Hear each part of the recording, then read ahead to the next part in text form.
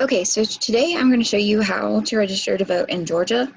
So if you'll go to search engine like Google, you can type in, say, Georgia Secretary of State voter registration, and then it'll take you register to vote, elections, Georgia Secretary of State.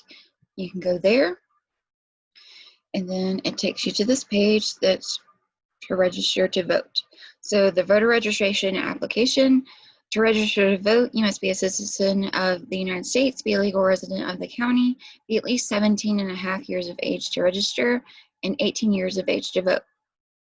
You must not be serving a sentence for a conviction of a felony involving moral turpitude, and there's an asterisk by that, which is followed by the section down here that explains that, and you have not been found mentally incompetent by a judge. So you can do online registration here. Please click here to register to vote online, or you can come here to this link. So go to that link, and then if you want to register to vote, you go back to here, and then you just start filling in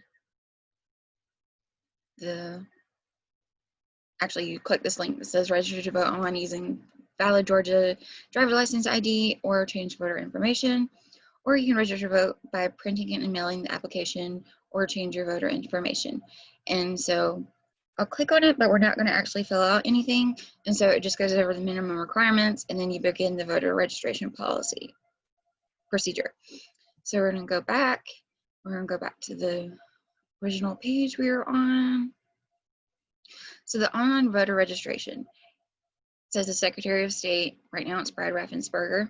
So if you are registered to vote, or you wanted to check to see if you are registered to vote, you can go here to Am I registered to vote ? And it's going to take you to this page, the My Voter page. So you'll come over here to the MVP login on the right hand of the screen.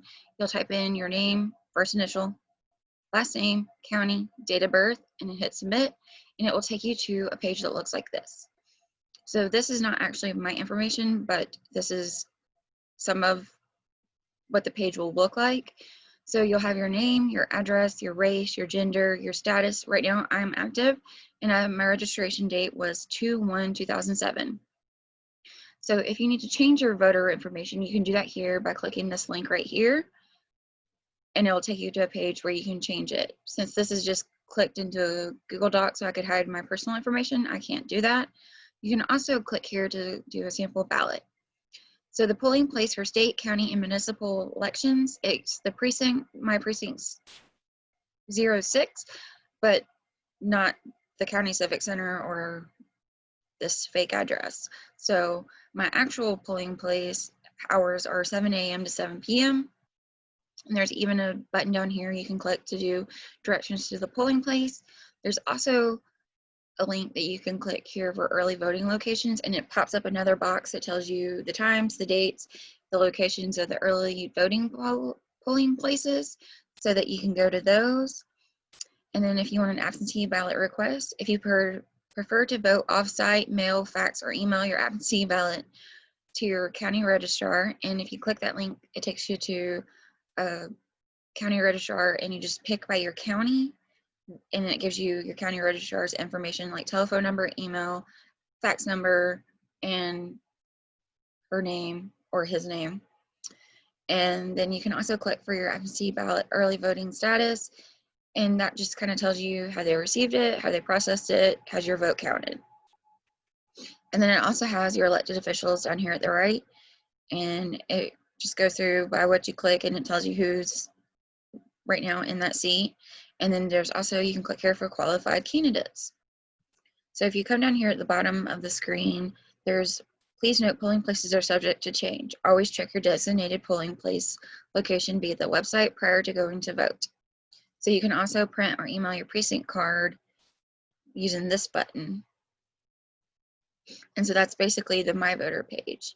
So if we go back to the voter registration page, it kind of goes through the process down here too of downloading county registrar's office, and I can show you that right now.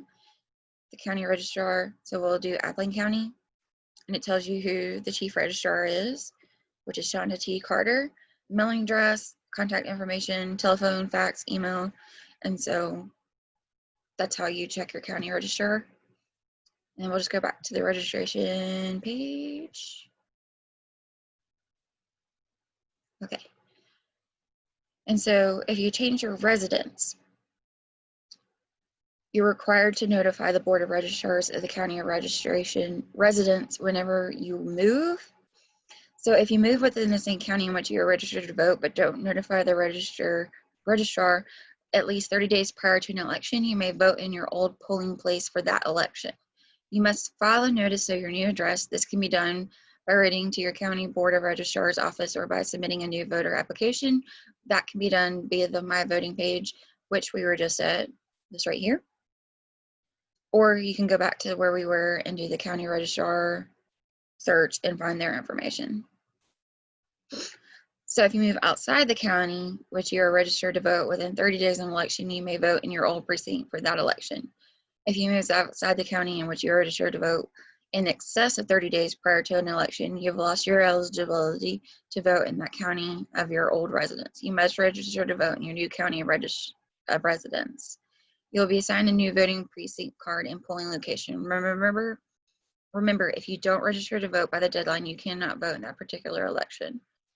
Precinct cards, if you have misplaced or not received your precinct card within 3 to 4 weeks of submitting your voter registration application, please contact your local county registrar's office to request a new precinct card and to check the status of your application.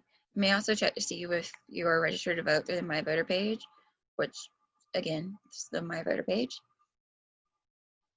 And so Georgia also requires you to have IDs. So we'll go into that. There's this link that says Georgia voter identification requirements, which I kind of click really fast, so I'll just kind of highlight it. It's right there. So Georgia law requires Georgia residents to show photo identification when voting in person. You're not required to provide identification when you vote by absentee mail. The Secretary of State Elections Divisions can be reached at this telephone number that's local, toll-free number, and then there's the fax number, and they're open from 8 a.m. to 5:30 p.m. So what IDs are acceptable?